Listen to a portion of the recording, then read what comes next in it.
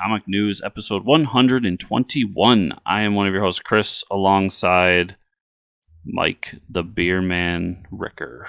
Beer Man, yeah, this week was Craft Beer Festival. But I don't want to talk too much about that stuff. We have a special guest on the show today.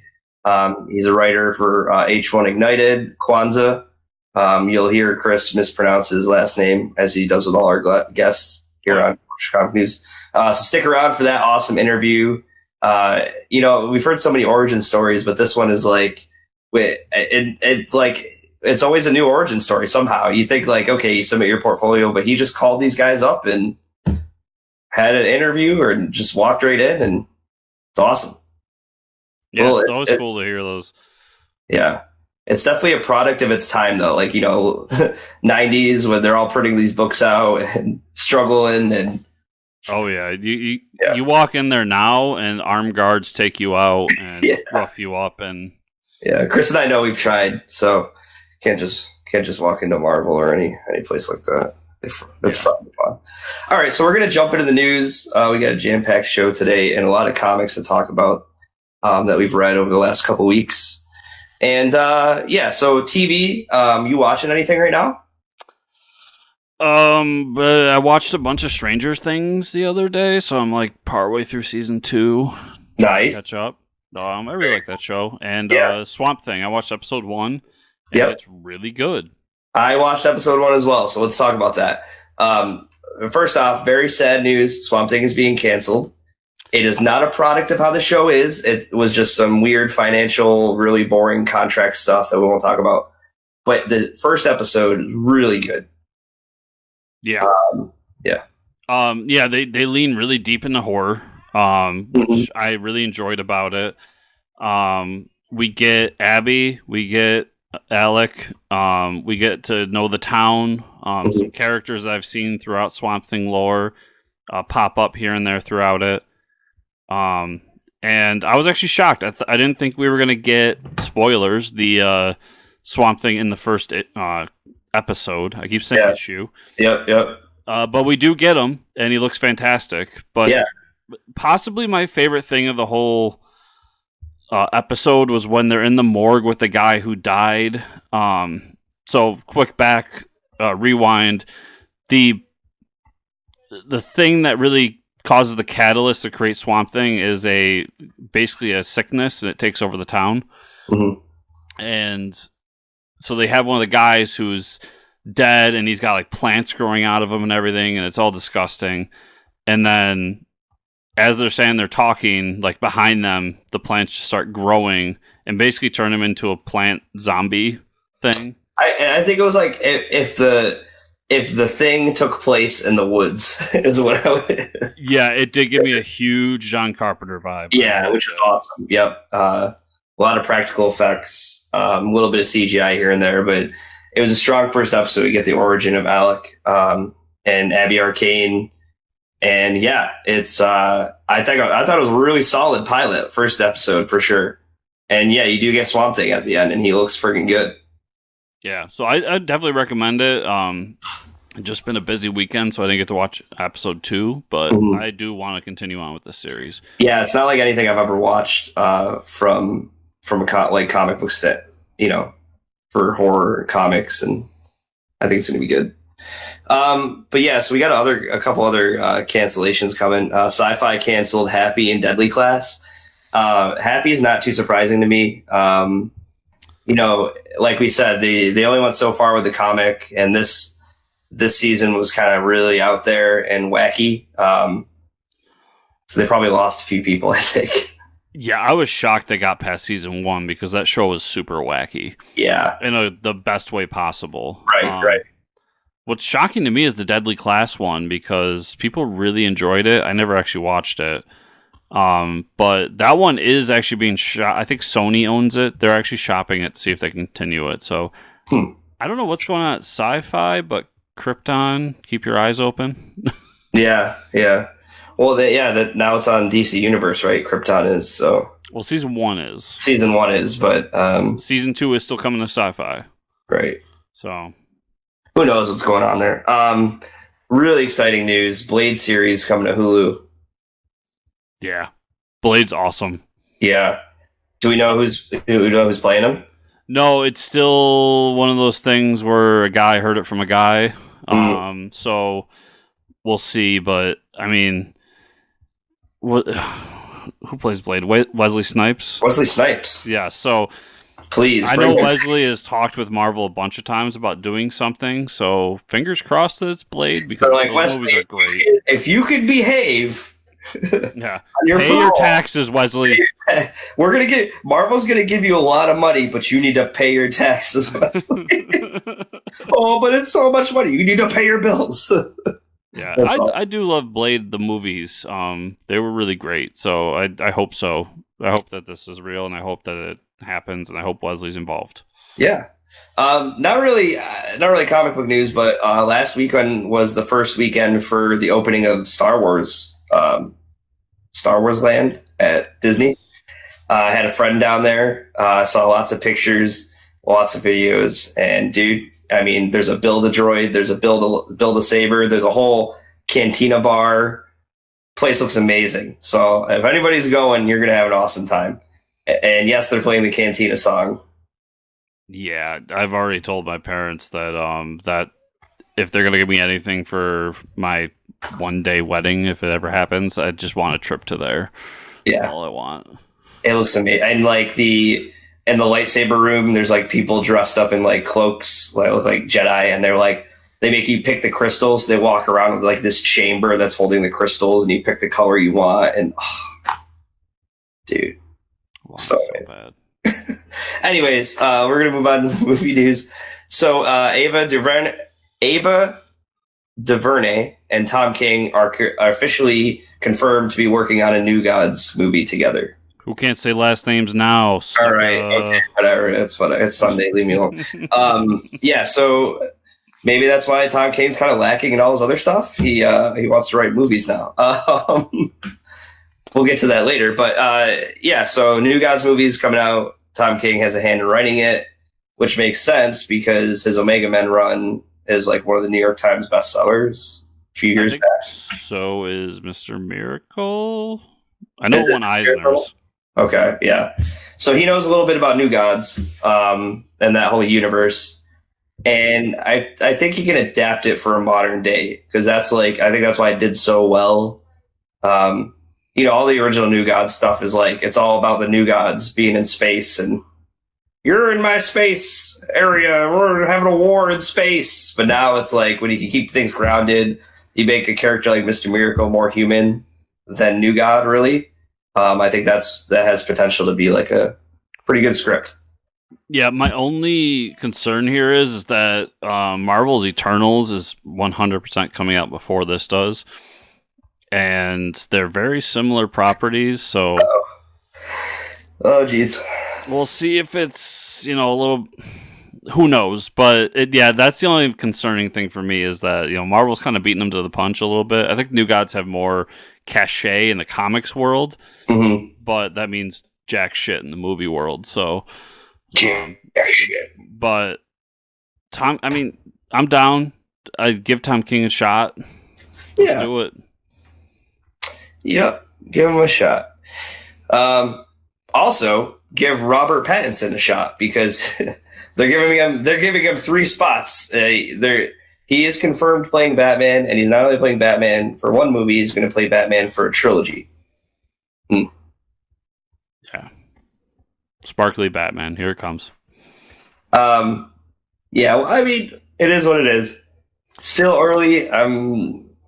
Hey, at least they're making a Batman movie. It's like, if this is how they want to start over their whole DC cinematic universe, you got to start with Batman. You can't be starting with all these other things, throwing them together, and then voila, you just magically have a cinematic universe. I will say this, though. They released the Wonder Woman poster this week, I believe. I think it was like Thursday. Did you see it? Yes. Pretty snazzy and pizzazzy. Lots of colors. Pretty cool poster. She's got some awesome battle armor in it, which is pretty cool. But also, it was kind of sad to hear that DC won't be attending Hall H this year at San Diego Comic-Con. Yeah, that's a strange one. Yeah, so like, and Patty Jenkins is like, yeah, we'll see you in December. It's like, really? We're not going to, that's it? We're just getting a poster until December? Very strange to me, but yeah, so the DC Cinematic Universe is not having a presence at Hall H. And if this is for the fact that they need to slow down and rethink their structure, maybe it's for the best. Who knows?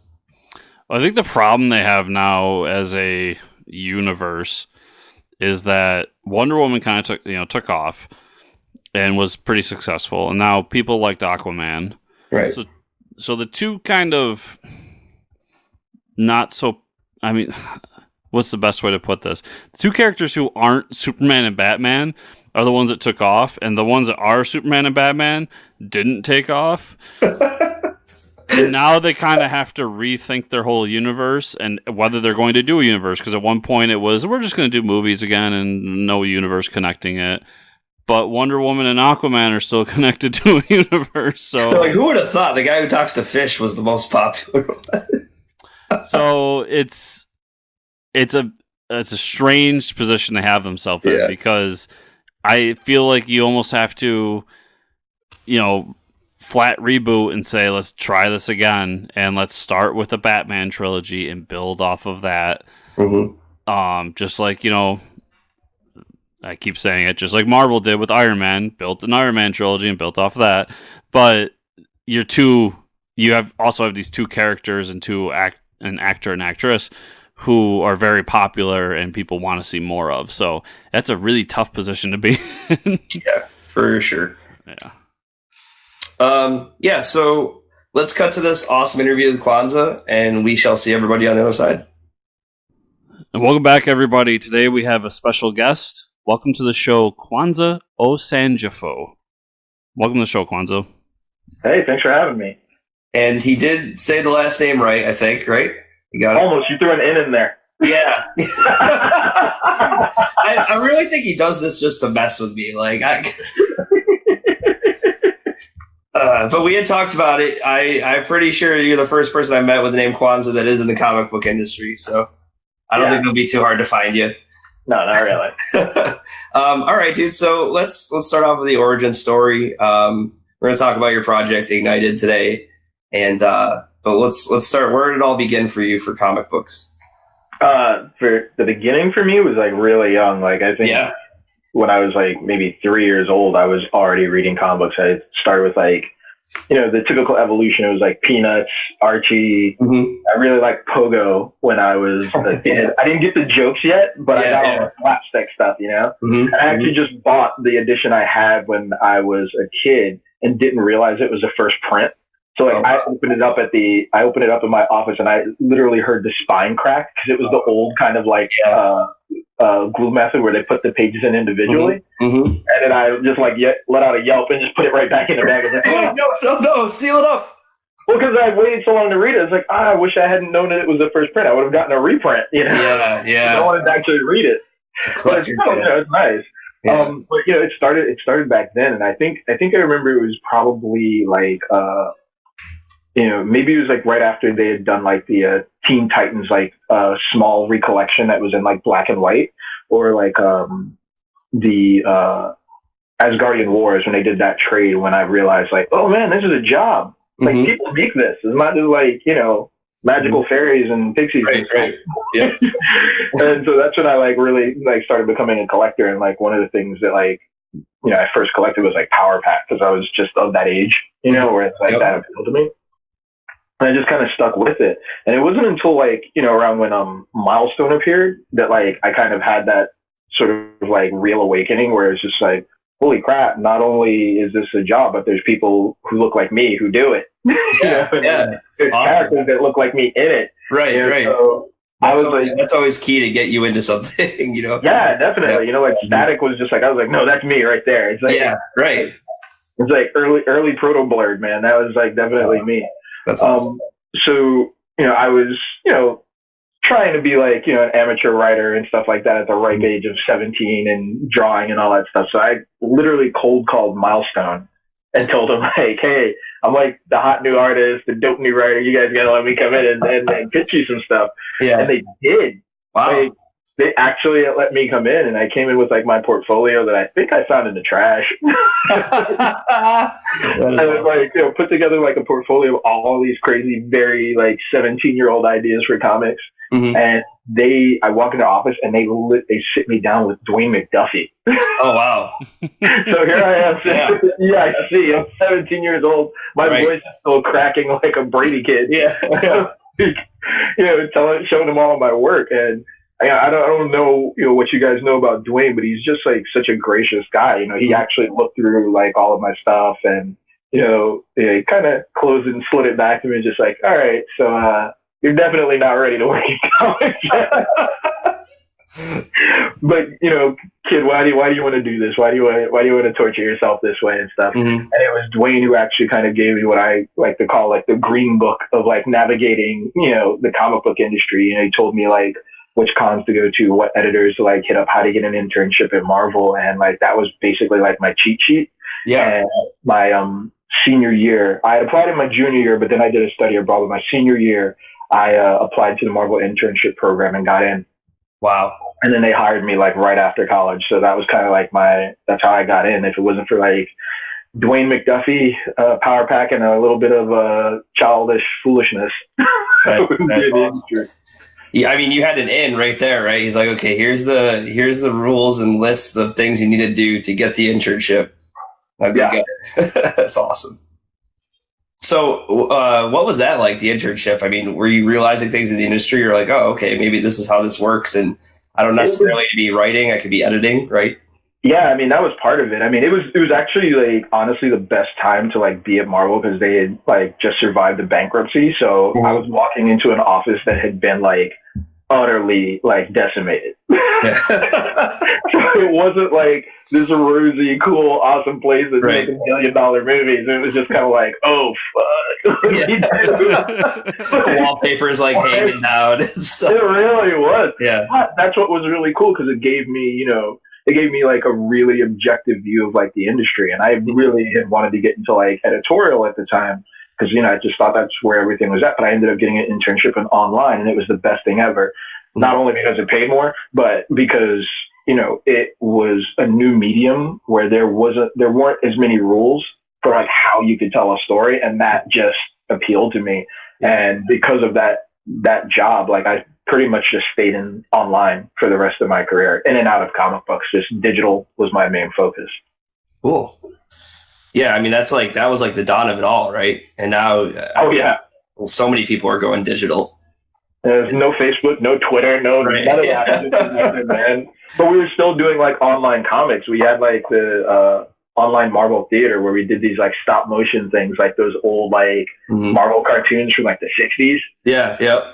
Yeah, they were pretty slick, man. They were fun. That's amazing. So, like, what was the media? Everybody was just sitting at their computer waiting like an hour to download the comic or something to read it. Like, it was video streaming, man. But I mean, the good thing is like back then, like everything was just like old school flats because we did it all in basically rendered line. So all of this was like new material. We actually weren't clipping old comics. We were like doing like new renders and stuff. So this was back when like Flash dominated the industry in terms of animation and stuff. So we were able to like use them to, create these animations that could actually load really quickly because they were just being rendered really. Awesome. And then you got a hand in writing, right? No, not quite yet, man. So after that, I left comic books and stuff for a long while. I just kind of went into working in like online, different like, online companies, but it was all content. So it's just like online editorial. And it wasn't until probably around like, I think 2006, maybe, an opportunity came up at DC Comics. And I was just like, just when I think I'm out. Pull it back in. But it was a really great opportunity because what it was an opportunity to create a whole new online imprint for DC comic books. And so I became like the editor for Zuda Comics, which was this sort of like what would you call it? Like a singing competition, but for comic book artists. Like American Idol. Yeah.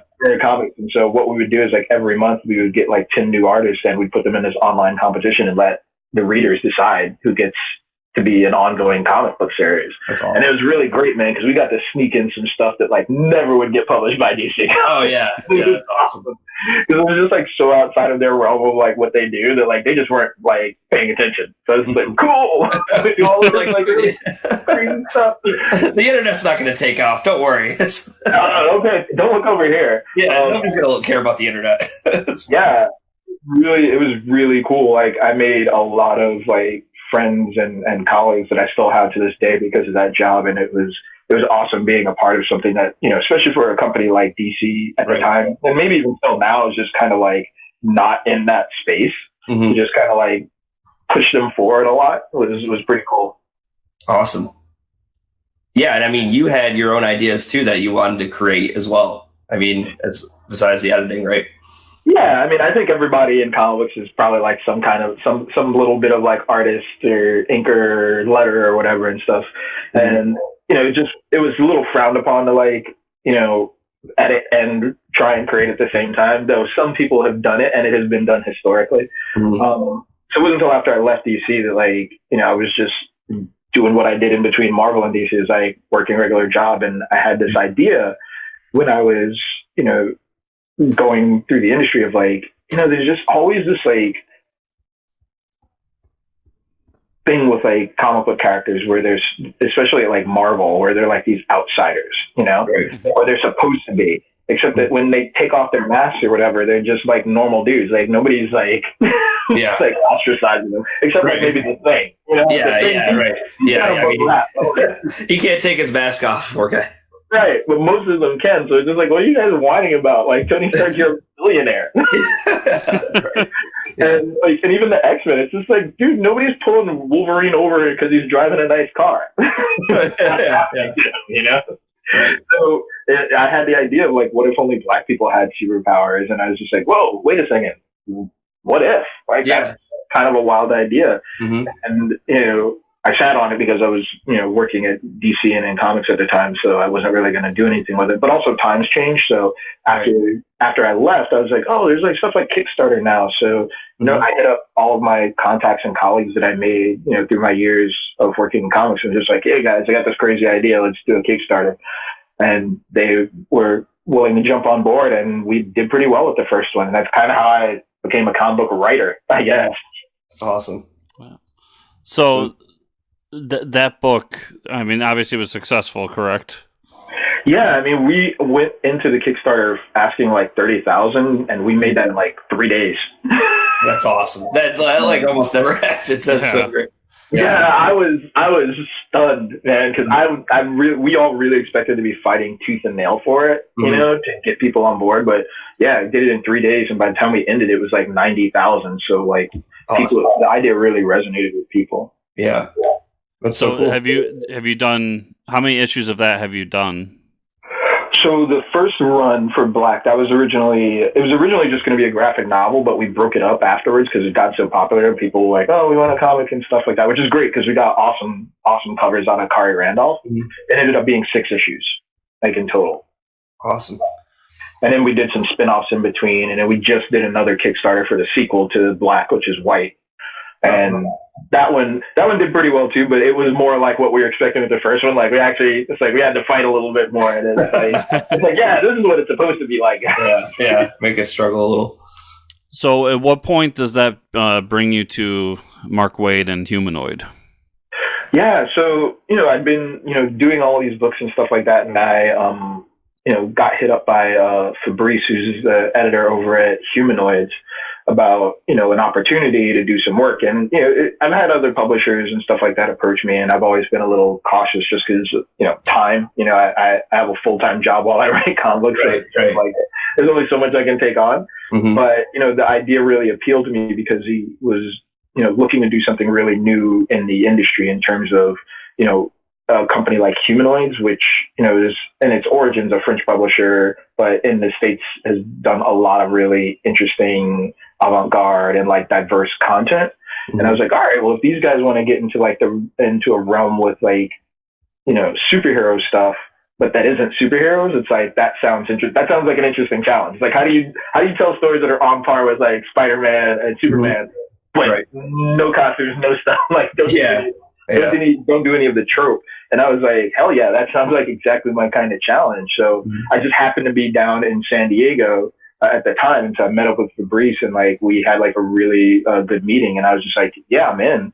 A few months later, fast forward, like we're in an apartment in New York. It's me, Yannick Paquet, Carlos Speed McNeil, and hashing up like what would become like the H1 universe.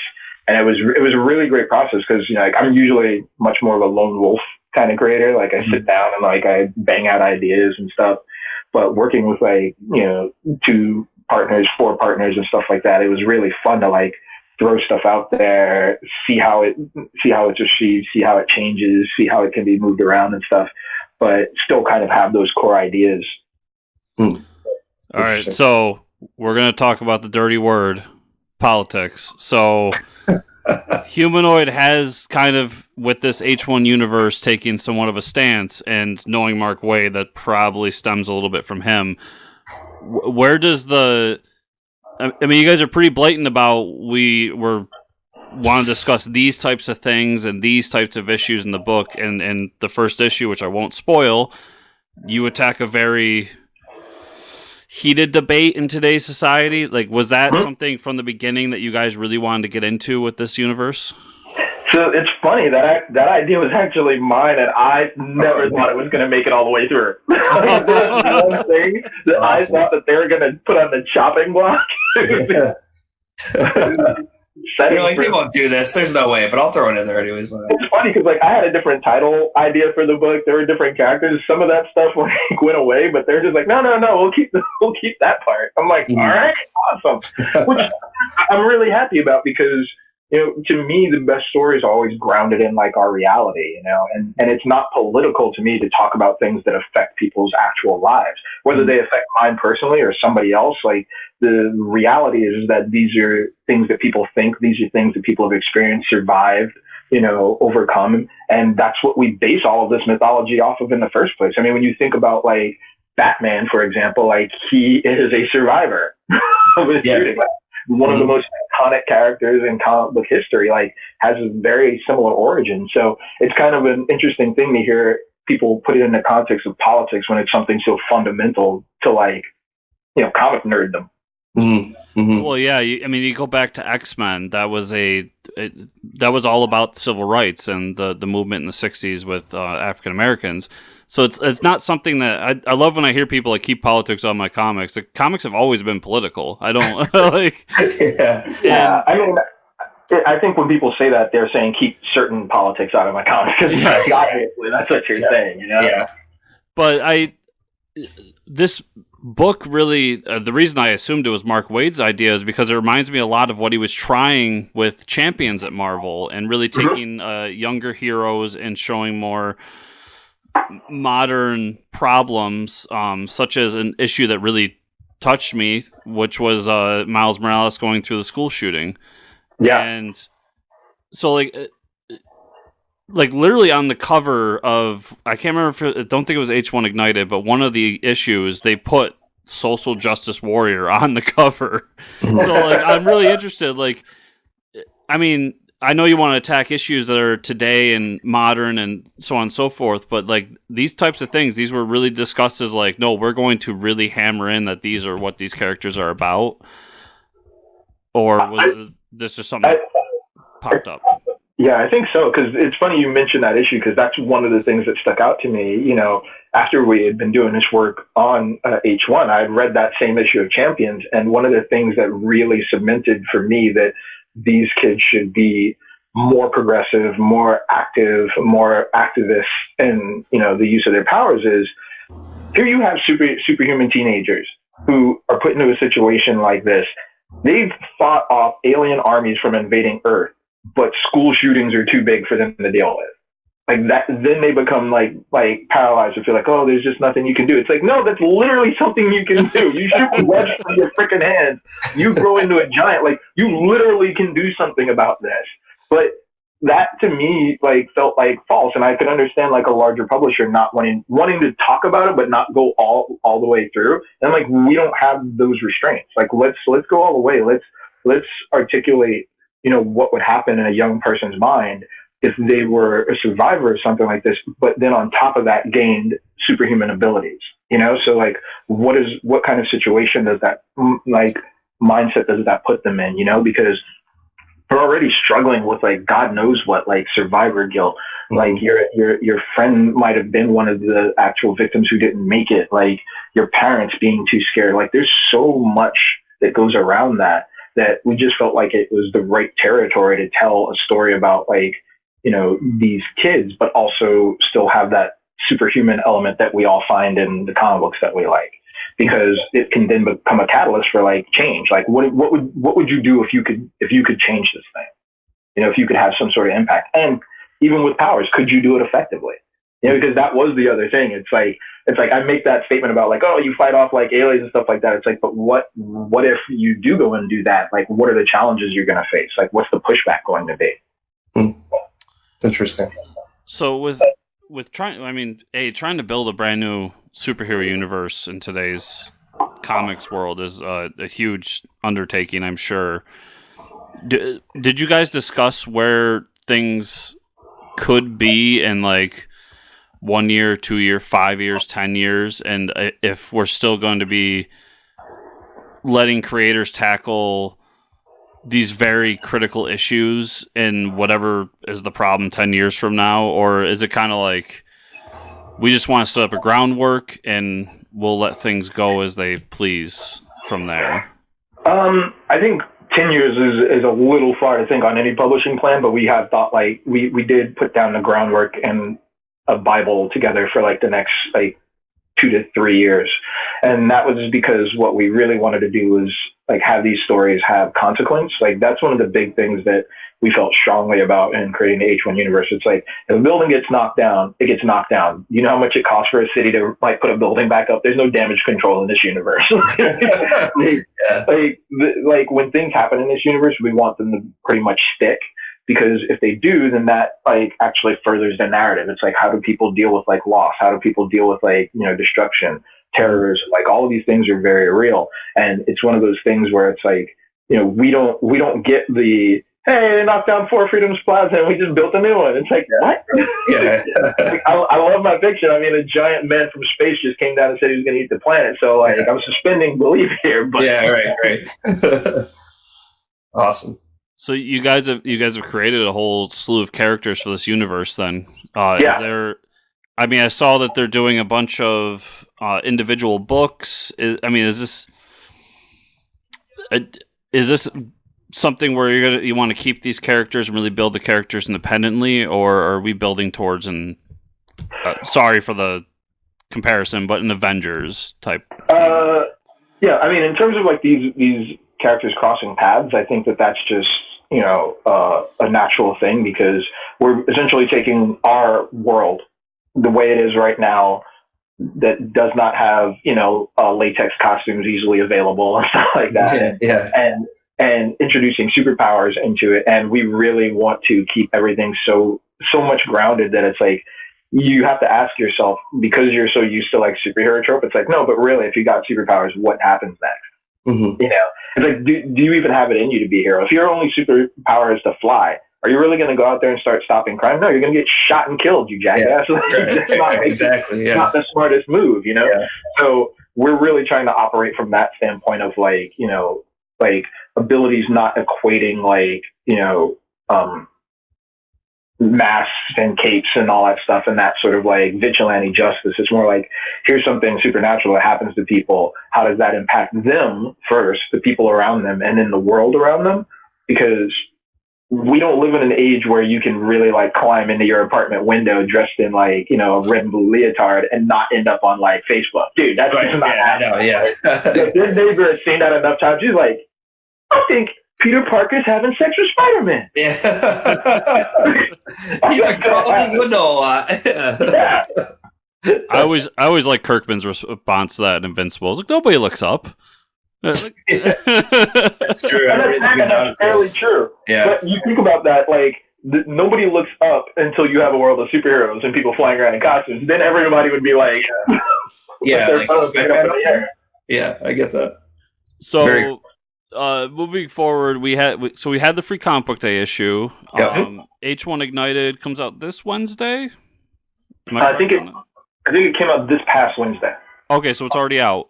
Yeah. And moving forward, are you doing one of the series coming out of this? Yeah, so I'm writing Ignited with Mark Waid. It was one of those things where, I really like the ability to come up with all these characters and come up with this universe. I'm really excited about Omni and Strangelands. I think, we've come up with some really unique characters with unique abilities and stuff, but when it came down to sitting down and writing, I was like, we need professional hands to help out here, because I just would burn out if I tried it by myself. Mm-hmm. Plus, I'm just such a huge fan of Mark Waid. I mean, I'm a huge Flash nerd, man. Like down to the bones. I'm the first person to say no, I was reading Flash before Barry. Yeah. When Wally came in, and I'm the first one to say the best thing that Barry did was he died. It was just I'm ice cold like that, and I've enjoyed the new Flash stuff, but it's just when I think of the Flash that I loved, it's all of that Wade stuff, man. It's all of that. Mm-hmm. It's so good. Yeah. So what is it like sitting in a room with Mark Waid and writing a comic or writing a universe? It's fun, only in that for me, I'm still very green at all of this, so I still feel like it's torturous, and I've never actually asked Mark if that's how he feels, but he just does it it's so matter of fact. Mm-hmm. Writing for him is so second nature that I'll see him up and I'm just Jesus, man, how do you it's I'll sit there and moon over a page for a whole 24 hours, and he's just he'll just bang out a script almost fully formed. It's I need to get there. That's awesome. You'll probably get there one day. I mean, it just takes time, right? Everybody's got to do what I call their 10 years. You got to do your 10. You got to do your decade. Yeah. Of writing and creating and drawing. Awesome. Well, yeah. I mean, everybody can pick up the H1 Ignited local comic book shop. This is an ongoing right now, right? It's not a limited series. Yeah, it's an ongoing, but we kind of break them up into arcs and stuff like that, because we want to have very defined beats and whatnot. So the first 4 issues is the first kind of arc of the story, and then the next 4 are going to be another arc. Cool. Yep, and you guys are slowly introducing more books throughout the month as Ignited, kind of the flagship, moves forward, correct? Yeah, so the next book that's going to be coming up is Strangelands, and that's written by Kwanza Osajyefo. I forgot who is doing the art for that book, because I'm a horrible person who never remembers names, which is funny considering my name. And then we have Omni, which I believe Devin Grayson is going to be writing that one. I'm really excited for Omni, because she's just got one of the most unique abilities in the world, and such a unique story that I think people are going to be thoroughly entertained. So if you're a fan of Sherlock and Doctor Who and all that kind of stuff, you're probably going to really dig that book. Awesome. Yeah, you have quite a few, right? You have is there Meyer, Big Country? Right, but Meyer and Big Country are part of just the Humanoids line of books, and each one is specifically its own little sort of macroverse. Cool. Okay. Awesome. So everybody, if you're on Comixology or something, you can check out the H1 free comic book day issue, which was really great as well. And then make sure to go and pick up H1 Ignited. But if people want to follow you and follow this whole thing closer, where's the best place to send them? Yeah, you can follow me on Instagram or Twitter at Kwanzer, which is not spelled like my name. It's at KWANZER. Cool. Okay. Awesome. So, yeah. Kwanza, thanks again for being on the show. We really appreciate it. And good luck with the book moving forward, man. Yeah, absolutely. Thanks so much, guys. Hey, we're back. Wow, what a great interview. Yes, so please check out Ignited, local comic book shop. It's also available on Comixology. So check it out. Indeed. I want to check out that book Black that he was talking about too. Yeah, very interesting stuff. Awesome. All right, let's get into the comic book news. We'll see how much this one what comes of this, but Marvel has expressed that they want to add weight to their characters dying by doing it less often. This sounds like an Onion article. You know, like it sounds like the title of an Onion article. It's like, we don't want to comic book science these characters anymore, but it's like that's part of the reason comic books are awesome. How do you? The editor-in-chief of Marvel, I forget his name, but he came out and had this whole conversation about it. I think it was at a con. He got asked about it, and they said, like, you know, obviously I think it was last year they switched editor-in-chief, so this is a brand new guy doing it. And he said, you know, in the past, people come up with it with story ideas, and for better or worse, an issue that says death of Wolverine or death of whoever tends to sell a little better. So they did it quite often. Yeah. And he said that now we're really looking at it and saying, is this story worth telling? And not just is the death of person X worth telling, but is the stories that come out of that, like I'll use Wolverine as an example, is it worth bringing Old Man Logan to the universe and telling those stories, or is it worth having a universe without Logan and seeing how that affects the characters and movement and things like that? And in my opinion, that's how death should be handled in comics, because yes, we know they're coming back. I mean, right. You're not going to kill off Steve Rogers and leave him dead forever.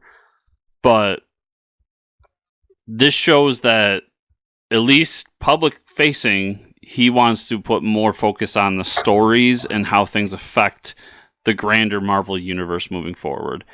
We will see how that works out. But yeah, I'm very interested to see if he sticks to his word and actually does this. Yeah, we'll see. I won't be reading this one, but I'm sure it'll go flying off the shelves. A Joker/Harley book, Criminal Sanity, is coming from writer Cami Garcia and artist Mike Matthew for the DC Black Label imprint that they're doing. So I'm sure it's going to be real raunchy. Basically, what? Are we going to get Joker's penis? I don't know. We already got the Bat Dick first issue, so this is probably just some Joker Harley fan fiction. That's what they're marketing to. Yeah, that's all I see this as. Hey, I mean, there's a platform for it, so this is definitely for adults, and it's Joker Harley. Knock yourselves out. Read it. Let it be number one on your pull list. Hey, there's a comic for everybody out there, Chris. Yes, it'll sell. And this one's not for me. But what I really don't want to see out of this, though, is people really, because in general, people have taken that Harley and Joker relationship and like put it on a pedestal. And I really hope that he explores more of the fact that Joker is a fucking abuser of Harley. Yeah, like a psychopath. Like, is not a good guy. Yeah, they're such a strong couple. No, yeah, they're not in love. Like, she has just lost her mind and is loving the fact that this guy is mentally and physically abusing her all the time. Like, if you explore that, I will check this book out. If this is just like, these two are in love and make crimes together, then I'll skip it. But yeah, like you said, book for everybody. Yeah. Hashtag couple goals or something. I don't know. All right, so this is pretty cool. I saw this online, and I think you backed it. You backed the backpack. Jim Lee is designing a comic book backpack with Hex on Kickstarter. So it's a comic book backpack, holds your comics, and it's also for artists, too. Very convenient. There's actually two separate backpacks. So the one real quick, because I'm not too knowledgeable on it, but there's an artist backpack, or basically they call it a comic creator's backpack. And it's designed with a lot of things like waterproof pouching and individual spots for like brushes and pens and stuff. And places for sketchbook, all this stuff. Like, it's supposed to be able to fit a standard sketchbook in it or a portfolio book. Things like that. So that's really cool. If you're a comic creator, check it out. He has a whole thing about how like his ink bottles tend to blow up in like high altitude. And this backpack can actually withstand the ink exploding without ruining everything else in the bag. So that was interesting. But the one that really affects, I'm sure, 99% of our audience and myself is the comic collector's backpack. Right. which is they designed a bag for people who go to comic conventions and collect comic books.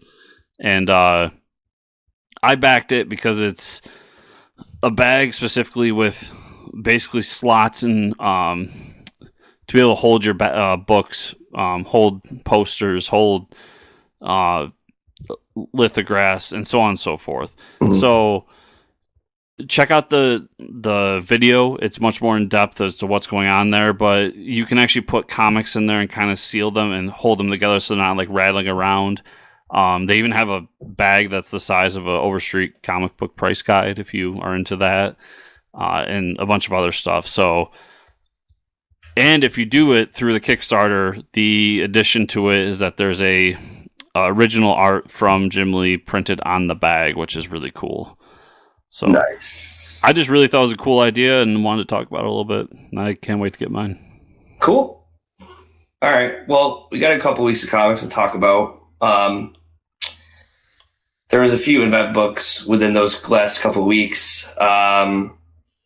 If we had to pick just one to not keep people here too long, but if we just had to pick one to really talk about, I would love to talk about Doomsday Clock. Yeah. So, yeah. Do you agree? Yeah, we'll do quick Heroes in Crisis. Yeah. There's 2 Wallies, and he's in jail now. And that book, that's all we need. That book was the perfect example of really great in the beginning and fell apart in the last 2 issues. All right, Doomsday Clock. Okay, Doomsday Clock. Yeah, so Heroes in Crisis, the finale came out. There's no consequences for any of these actions. There's Wally's being arrested, but the other Wally didn't really. I don't know. Tom King is arguing with people on his Twitter that it makes sense. So it must make sense. When the writer has to go out of his way to argue with fans on Twitter to tell them that no, this is why it makes sense, so they're just like, okay. I get what he did. I get right. Like even before his whole arguments with people, like yeah, there's a Wally stuck in a time loop. I get it, but why? Yeah, let's not get into it. Yeah, the book's not great. Doomsday Clock though, holy shit! Gary Frank's art.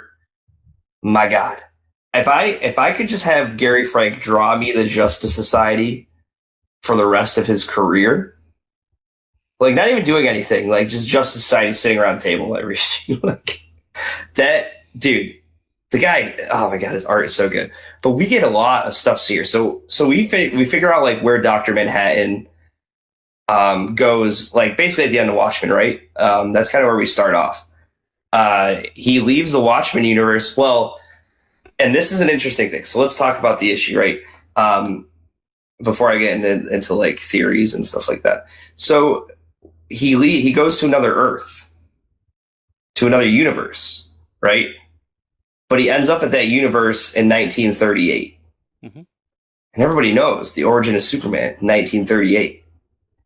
So he's sitting there like in a diner, and it focuses on this actor too. I don't remember his name, but it's kind of like the issue follows him, and he keeps sitting down because he's the first person he appears to when he comes to our Earth. Is this actor who's like down and out, and he sits and has like breakfast with him at a diner, and like it shows the years going by of like, you're going to land an awesome job. This is going to happen to you. And he keeps predicting the future for this guy. And this guy's like, wow, this is amazing. How are you doing this? But he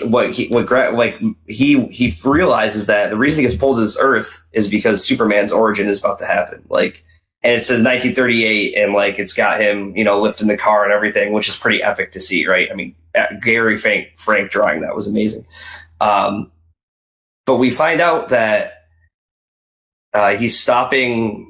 We see him stopping Green Lantern from grabbing the lantern. We see the Justice Society missing, stuff like that. But what's curious to me is like, okay, I don't know if the 1938 on our Earth is the past or the present compared to the Watchmen Earth in 1980s. You know what I mean? I never thought of that. But yeah, so that's like, and I think Gary Frank had said that online or something, and I'm like, damn it, why did you have to blow my mind?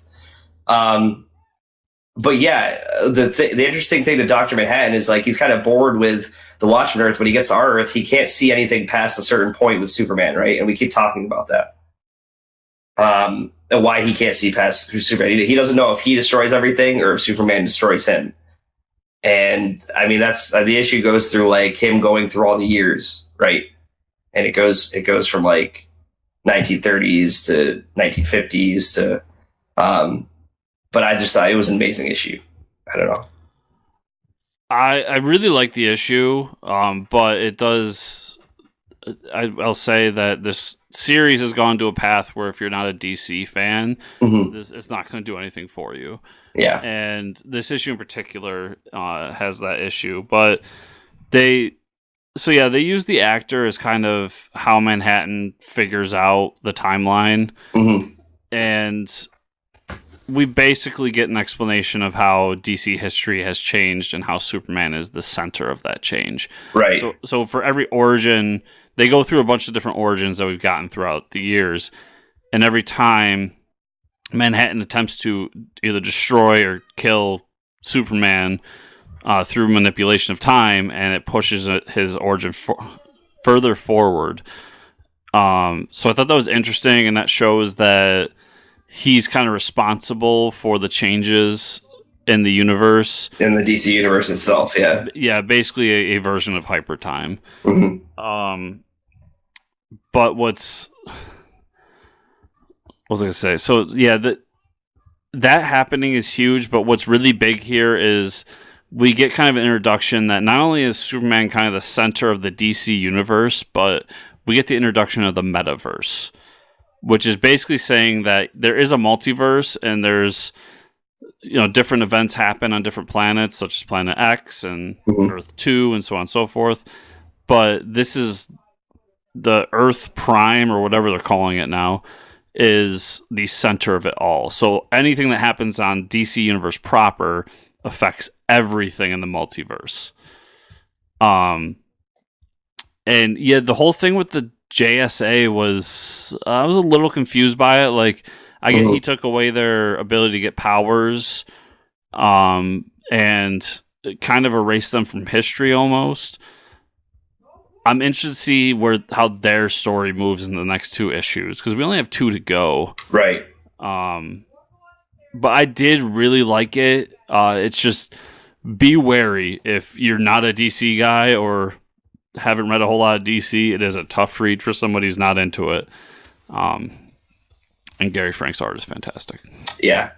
Yeah, I mean, it goes through, like, it tries to justify almost all the different origins that that Clark Kent has gone through over the years. Well, that's a pretty cool way of doing it, I think. Because they have the ability to do that with this character that's never been introduced to the DC universe before. So I thought it was pretty smart. Yeah, and so here's my question for you, and I've asked a few people. So, it's been 2 weeks, but spoiler alert for the end of Doomsday. Yeah, that's whatever.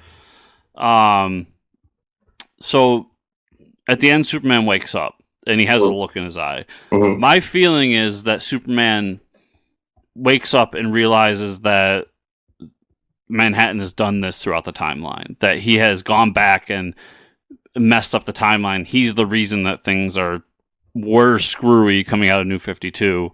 Right. And now has, as much as Superman can, a lust for vengeance to take care of him, so he can't mess with it moving forward. Was that the feeling you got coming out? Yeah, I mean, yeah. I don't see any other way it could be taken. He's like, Dr. Manhattan says I become the villain, and then Superman wakes up. Like, okay, yeah. I mean, that's here. Next issue is the climax. Is that? I mean, that's what that's telling me. Like, he's like, these last 9 issues. If you couldn't tell, I'm the bad dude, and then Superman wakes up. You know what I mean? Like, I'm interested in these next 2 issues because they got a lot of storylines to tie up. Because like, what happened with Batman, Joker, and what was it, Mime Marionette? Like, yeah, where are they? Yeah, where is Rorschach? What is he doing? Like, yeah, I have so many questions outside of just a Manhattan Superman. And like, comedian got the drop on all those villains and was killing all of them. Remember? Yeah. So yeah, I didn't even remember that until right now. So like, there's so many things going on. Yeah. They have quite a bit to wrap up for sure. Yeah. So I mean, we already talked about Heroes in Crisis. Batman: Last Night on Earth. Did you read that last week? Yes, I did.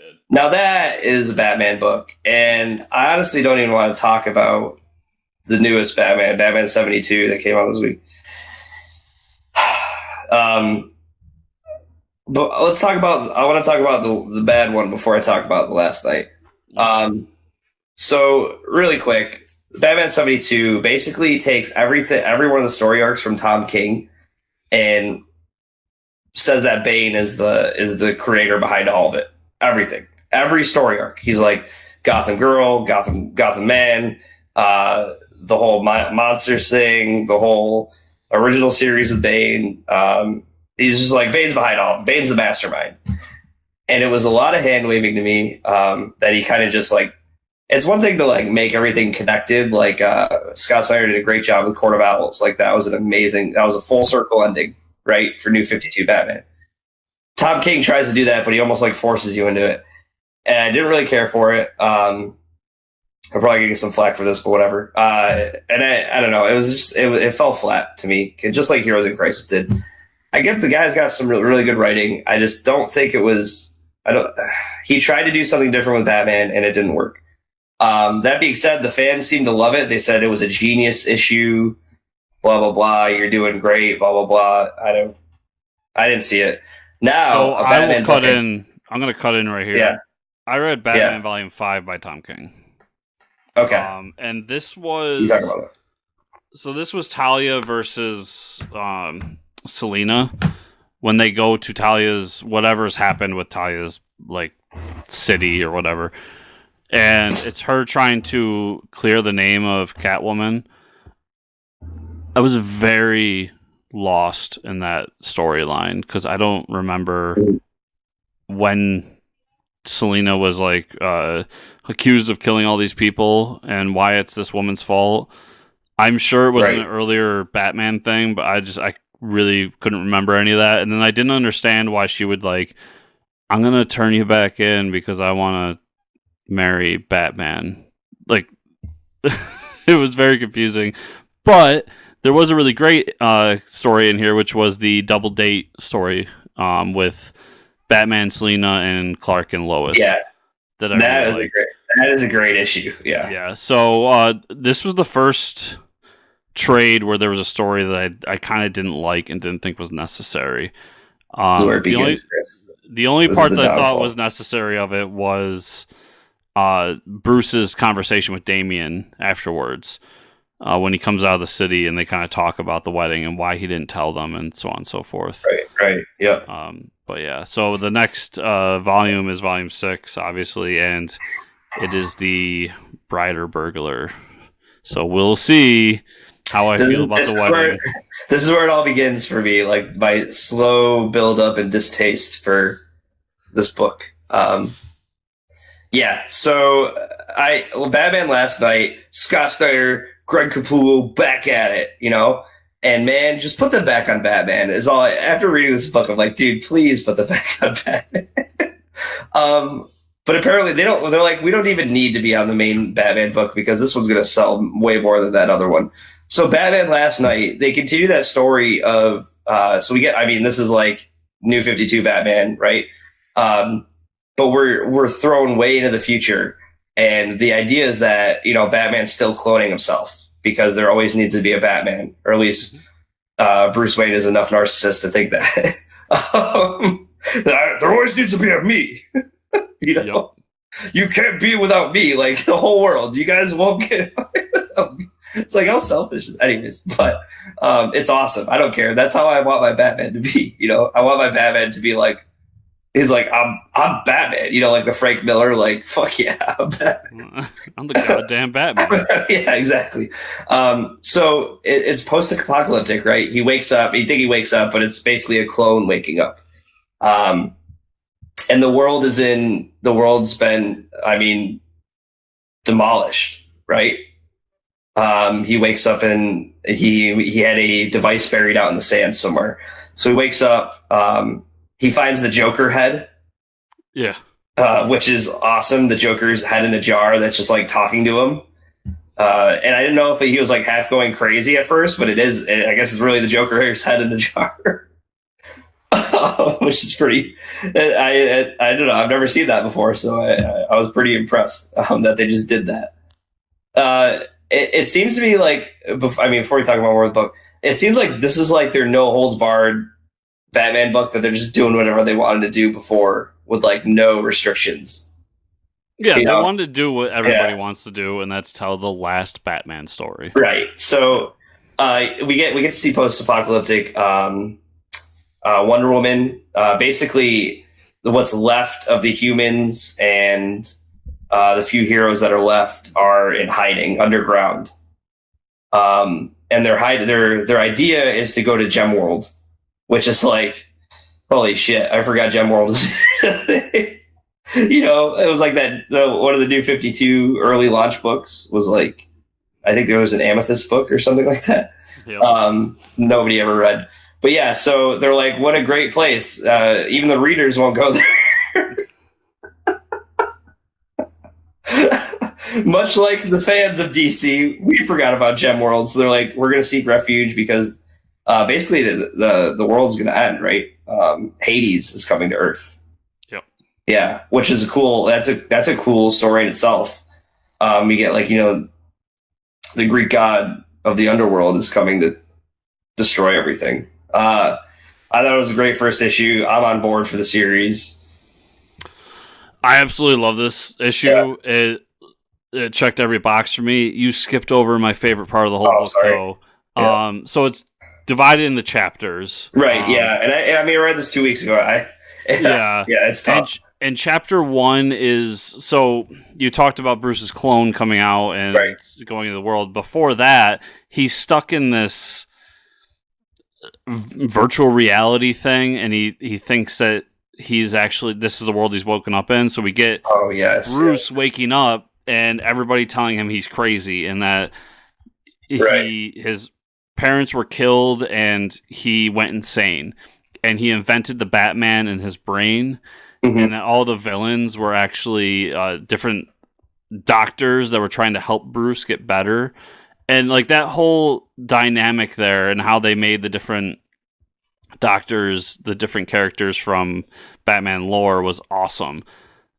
And then even after that, the book still stayed with me, but I really wanted to see more of that world. Like that was a cool story. Right. But yeah, this issue was great. It's an amazing first issue, and I love Capullo on Batman. Like his art fits Batman so well, and it's fantastic. Yeah, it's I mean, it's crazy. Yeah, the whole first half of the book is that is basically, you know, we think he's going crazy, and then he pops out of the sand. You're like, what the hell's going on here? And then part of the post-apocalyptic thing is like these people have lantern rings, and they're being like dragged around like zombies, and the rings are generating these like giant killer babies that are running around. It's weird. It's weird. They don't have the willpower to like manifest anything. So I think what it's trying to say is they're mindless almost. So they're almost like toddlers. It's nuts. The whole issue is nuts. The art is amazing. I mean, come on. The back and forth between Bruce and Joker makes the book as well. Yeah, that's the banter. And then I mean, we see Wonder Woman and Ivy, Supergirl is still alive. Wonder Woman with the mohawk, which is awesome. And then she's wearing Dr. Fate's helmet, but we find out Dr. Fate's helmet's basically useless now. I mean, it's a great first issue. I'm on board. This is what I want out of a book. I don't know, just. Yeah, I hope that Black Label continues on and we get more stuff like this. Yeah. Because to me, Batman Damned was a bit of a disappointment, even though it got a lot of coverage. And I was worried it was going to kill these projects moving forward. But hopefully this one kind of resurrects it and makes them really push Black Label even further. So I'm just going to talk about what I read this week. Shazam, really good issue. The Billy and Mary get kicked out of the Magic Lands, and so they're trying to figure out. Mary's like, well, we got to save everybody else, while Billy finds that his dad is at the house. And his dad basically says to him, "Oh yeah, I was a criminal, blah blah blah, but I need your help to go find your mom because I'm still in love with her." So obviously that's a trap. I mean, I don't believe this guy for a second. It's a trap. It's a trap. Meanwhile, Dr. Sylvana and Black Adam are fighting each other, which is pretty awesome, with a little bit of commentary by Mr. Mind, because he can't actually do anything but talk shit to people. And then we get the entrance of Pedro and I can't remember his other name. The two kids that are transformed hang in the game lands, steal a car, and they get into the race to try to get out of the game lands. And the wizard Shazam appears. He's like, "What are you kids doing here? You're messing everything up." That's basically how the issue ends. So we can see a grumpy old Shazam use some powers, maybe. Yes, and in the Funlands, the guy leading the Funlands is about to march a bunch of children to war, which I thought was fantastic. Yeah, I didn't think about that part. Yeah, he's like, "We're going to war, round up the children." So there's, I don't know, they're gonna kill people with candy canes or something. I guess we'll find out. Yeah, so that's pretty much all I had time to read this week. Oh, Green Lantern number 8, I believe. It was the Green Lantern Green Arrow issue. Like they used to do the team up back in the day. This is Green Lantern number 8. Yeah. Crazy issue. Obviously it's Grant Morrison, so it can't just be a Green Lantern Green Arrow. It has to be Green Lantern Green Arrow discovering a giant green arrow from another universe that they call Zine Arrow with an X. And this guy's he's like a 30-foot tall green arrow, and with like a 50-foot long arrow that he's been knocked out, and they have to figure out what's wrong with him. Meanwhile, this other guy who's part of like a villain crew is about to assassinate someone on Earth. And so they're like, "Oh, he's going to shoot this cannon from," I mean, this is a true comic book. He's going to shoot this cannon from the moon. So they're like, "Well, we have this 30-foot arrow here. Why don't you just use your power ring to make a giant bow, and we'll shoot this arrow at the guy on the moon?" It's like, sure, why not? Makes sense. It's a lot of fun. It was basically a one shot, and I think that's what these are turning into. Because it says next issue we're going to meet the Green Lantern of Earth 20. So I think we're just going to get different Green Lanterns now from other universes, which is I think Grant Morrison is this is what I'm doing for the next month or next year or so, which I'm cool with that because I really enjoyed the issue. Yeah, I've always wanted them to bring back the Green Lantern Corps book. Right. Because I think I have a collection that's basically, it's everything Alan Moore did for DC. And some of my favorite stories that he did for DC were in these Green Lantern Corps books, because it's all just one-shot stories of different Green Lanterns from different universes, and it fantastic. So that makes me happy. I hope that's what he's doing. Yeah, but that's all I've had to read. Yeah, a little behind. So I won't spoil too much, but Justice League 25. Yeah, I think it's Justice League. So it wraps up the storyline that we've been going through in the Sixth Dimension. I really enjoyed it. The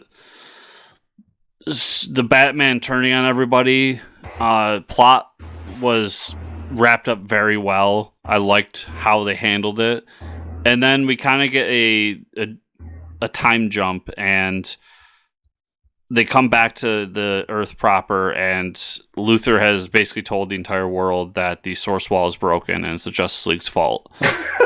It's their fault. They did it. And not only that, but he's like, he gives away everything, his fortune, his patents, everything, and says, "You can have it. We need to fight against what's coming." So he basically is creating an army out of people on the world, or on the Earth, and turning them against the Justice League. It was a really cool start to what is now going to be called the Year of the Villain, and it kind of puts a conclusion to the Year of the Villain one shot. The 25-cent issue they did last month, I believe. Yep. Really great issue. A big issue because it's an extra size anniversary issue. Oh wow. Deceased number 2. Yeah, I gotta read that too. First one left off with Batman about to fight Robin and and Alfred, right? Zombie Robin and Zombie Alfred. Yeah, and Batman got bit. Oh no! So we get Zombie Batman, which was pretty fantastic, and we get Zombie Green Lantern, which was also fantastic. And Zombie Batman still no kung fu? That is a great question. That's a question for the comic book shop, I think. Yeah, I liked it. It was so there's a couple stories going on. We see where Aquaman is during all this, and we don't really know his fate. We get a continuation of what Superman's doing, and they decide to go to the planet, and the Daily Planet, that is, and try to broadcast something out to people that isn't on a cell phone. We get the conclusion to what happens to Batman, and he's in a Mr. Freeze suit trying to stall the virus while he tells everybody what happened and what caused it. Because, of course, he's Batman, so even though he's infected, he still figured out everything. Yeah, of course. And a fantastic moment with Batman and Alfred. So I'm shocked at how much I enjoy this book. I hope that they're building a Marvel Zombies-esque universe and do like more of these moving forward, assuming it keeps being as good as it is. Mm-hmm. Guardians of the Galaxy Annual #1. So look, Cloak and Dagger, everybody. Oh. So somebody has control over Cosmo, the cosmic dog, and he's trying to gather these different heroes together for some purpose. And it's 3 stories that all kind of bind together that are going to lead into the next issue. And it was fun. It was good. I thought it was a little unnecessary, but I did enjoy the Adam Warlock story because I do love me some Adam Warlock. Yeah, not enough of that guy for sure.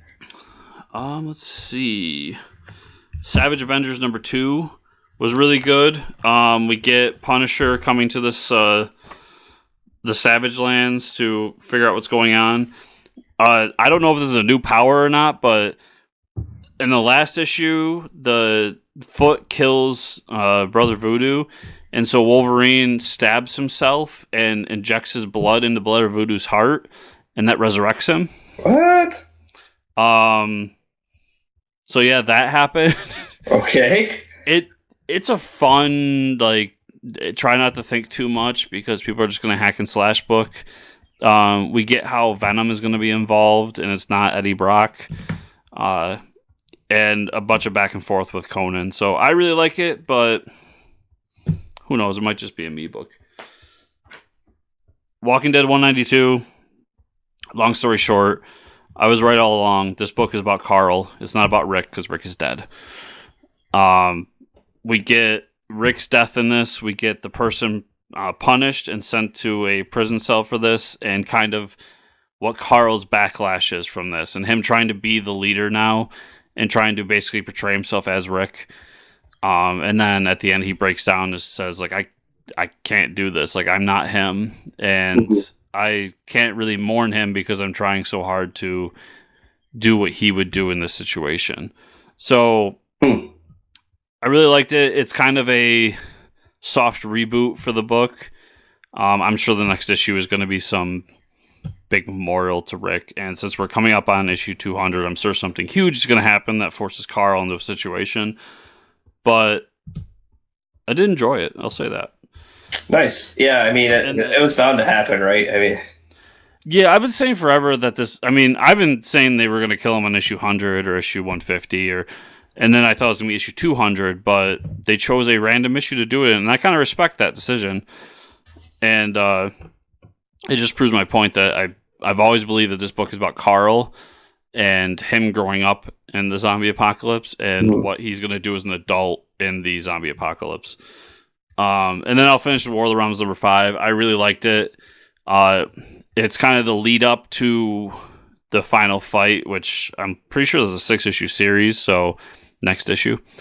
And it's a lot of Thor trying to figure out what to do and how to get in contact with Malekith and showing different fights throughout the world. It was a very beautiful issue, and in terms of the art, and I really enjoyed it because it's a lot of punchy. And I hope the next issue is just as punchy. So, War of the Realms really good. Good. I'm glad. And then Brocco's Barn Afterlife #3. Oh, I really like it. It's fun. It's just a fun old time. It's kind of strangely similar to Deceased, though, because it is cell phones that turn everyone into zombies. I think they're trying to tell us something. I think they're saying that the human race are a bunch of zombies. Yeah, there's also a really great moment in here where Filbert hits on one of the characters and he gets turned down. And so he goes on his cell phone to figure out why he was turned down, and he finds like a men's rights activist website. Oh no! Yeah, it was pretty fantastic. Oh no! Because he's in the background while things are going on, and he's just like, "I knew it wasn't my fault." And then there's one part where he's just like, "Wait a second, I have rights. Men have rights." Oh no! It's very tongue in cheek, but so those are all my books, Mike. Awesome. With that, what a week. People find you on the internet. You can find me at Fortress Ricker on Twitter. Where can they find you, Chris, and or the show? They can find me at Fortress Chris on Twitter or FCN_official on Twitter for the show. And you can find everything at FortressComicNews.com. And if you want to support the show, there's multiple ways to do it. You could give us a 5-star review on iTunes. You could like, share, subscribe to the YouTube channel. You could go to our website and use the Amazon banner because that's fun.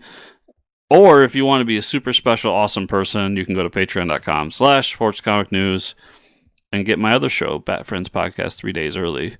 The last episode just came out, well, we're publishing this Monday, so 4 days ago, and it was titled Enjoy Your Frozen Dick. Nice. Listen to that, because we take the story Heart of Ice and we turn it into the worst thing ever. Wow. That's so sad. That's one of my favorite episodes. I don't know. It is. And afterwards, we were like, we just completely mocked and ridiculed the best episode of Batman the Animated Series. Wow. But it was a lot of fun, and I think you'll enjoy it. Awesome. So thanks for listening, everybody. See ya. See ya.